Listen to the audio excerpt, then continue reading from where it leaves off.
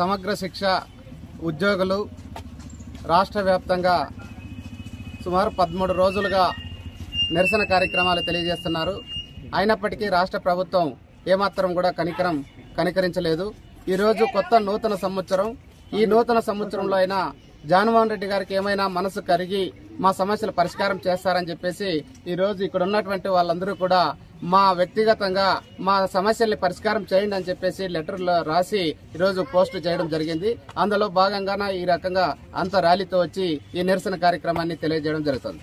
రాష్ట్ర ప్రభుత్వం ఇప్పటికైనా సమగ్ర శిక్షలో పనిచేస్తున్నటువంటి ఉద్యోగులు అడుగుతున్నటువంటిది గొంతెమ్మ కోరికలు కాదు, చాలా న్యాయమైనటువంటి సమస్యలు.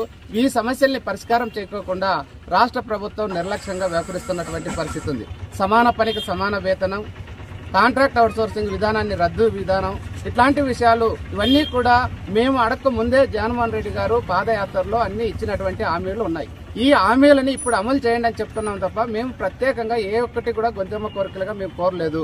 అయినప్పటికీ కూడా ఆ ఇచ్చినటువంటి హామీలను కూడా ఈ రోజు తుంగలో తొక్కే పరిస్థితిలో జగన్మోహన్ రెడ్డి గారు చూస్తున్నారు తప్ప ఉద్యోగులు ఇన్ని రోజుల నుండి సమగ్ర శిక్షలో పనిచేస్తున్నటువంటి ఆ ఉద్యోగులు దాదాపు 18 రకాల ఉద్యోగులందరూ కలిసి జేఏసీగా సమ్మె చేస్తుంటే వాళ్ళందరి సమస్యలు పరిష్కారం చేయాల్సినటువంటి బాధ్యత ఈ ప్రభుత్వం. కానీ పరిష్కారం చేయకుండా నిర్లక్ష్యంగా వ్యవహరిస్తోంది. రాబోయే రోజుల్లో ఇట్లే గనక నిర్లక్ష్యంగా చేసి రాబోయే రోజుల్లో పెద్ద ఎత్తున అన్ని రకాల ఉద్యోగుల్ని, కార్మికుల్ని, రాజకీయ పార్టీలందరినీ ఐక్యం చేస్తున్నాం. ఆ రకంగా ఈ ప్రభుత్వాన్ని మెడలు వంచే పద్ధతిలో మా పోరాటాలు కొనసాగిస్తామని చెప్పేసి ఈ సందర్భంగా తెలియజేస్తున్నాం.